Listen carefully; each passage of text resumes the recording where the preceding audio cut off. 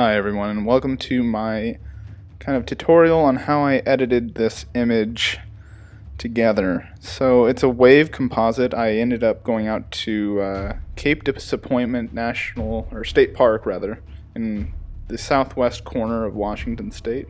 And what you see right now is basically what came out of my camera. It's the raw single image out of the camera. I didn't touch much other than a few adjustments in Lightroom. After that, I import all of those that I select. So there's multiple waves, and you can see a couple versions of them here because I cycle them through in Photoshop. And what we're going to end up doing is blending them all together to get that final result that you saw at the intro of this video. First thing to do is line them all up, open as layers in Photoshop from Lightroom after all the adjustments have been made and they're all as similar as possible. And then what you're seeing on the screen right now is I am automating the auto-align all the layers so that they don't have any weird ghosting effects or anything that's odd going on in the image that is blending through. Once that's complete, we can start blending the waves together. So I create a image mask on the layer above, and I work from the bottom to the top layer. So once that's ready, I paint with 100% opacity with a black brush, or a white brush rather, to get the image above, the layer above, visible, while also seamlessly blending them together so it looks like all of the waves are there at the same time, even though in reality they weren't. And this takes some time to figure out and get done correctly, and you can see how important it is to edit all of the images in the same way and shoot them in the same way. Otherwise you're going to have a lot of problems getting things to blend seamlessly and naturally. The colors and whatnot have to line up. You can also see in the water right now, it's kind of this dingy yellowish green color, and that's because this is at the mouth of the Columbia River and there's a lot of algae growth and it's kind of disgusting water, but I don't like that, so later on in this edit I'm going to take care of it. But that's not our focus right now. Our focus right now for the image is to get all of the waves blended in to a final texture.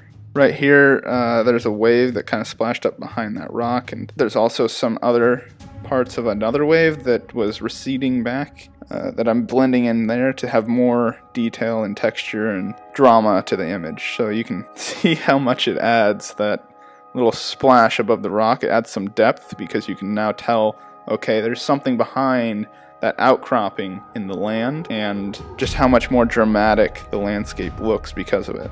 There's also a version of this image that I edited together about a month ago because it's been a while since I went out. I went out for a sunrise shoot at 4:30 in the morning, and I ended up getting back and editing another together. And what you can also do with these is, since you have a lot of images and you're not really doing anything with the sky, is you can blend the skies together to get a cleaner image, especially because you have to shoot these at a higher ISO in order to freeze the action in the waves.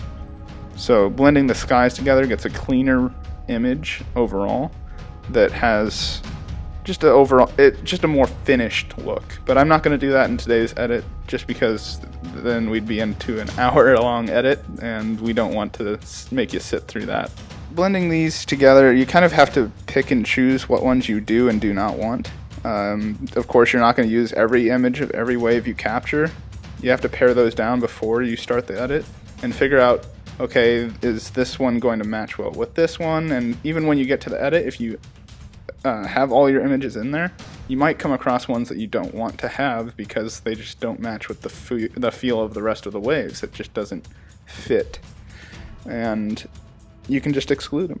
It's all edited to preference, and you can even do things like blending in birds, extra shots of birds, so it looks like there's more wildlife in the shot. But like what I'm doing right now is having those 3 birds in the center of the frame, just to have a little bit more interest in the image.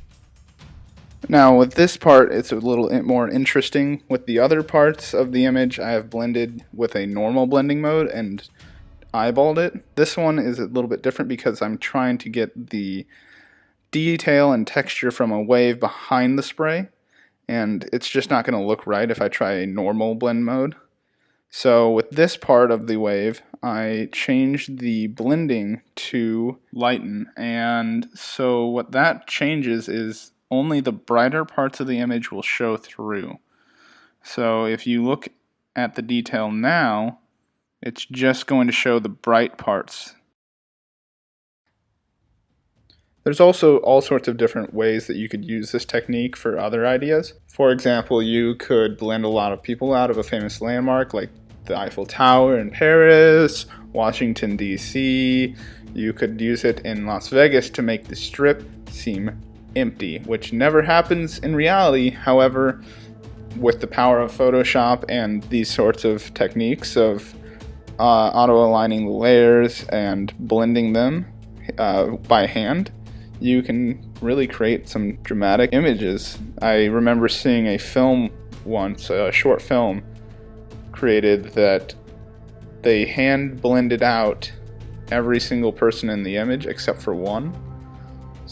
And they were in famous places like in Paris and in London with no one around in the entire image, and it was just an incredible mood, an emptiness. It almost seemed post-apocalyptic. And the creativity that you can have with these sorts of tools is immense. The last step on this image, for at least in Photoshop, that I'm going to do today is changing the color of the waves down below. Now, they are currently green, and as I talked before, it's caused by the algae buildup in the water.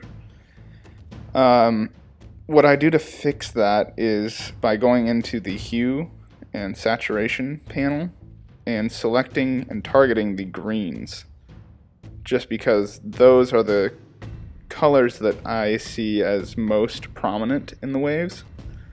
I target those and adjust the actual selection by increasing the hue and saturation and lightness just to see where I'm editing that. That's why you saw the colors go crazy there for a moment. And then after that's done, zeroing it all out to let my eyes adjust, and then adjusting the color of the waves to where I kind of see them being most accurate to what you'd hope to be at a lighthouse.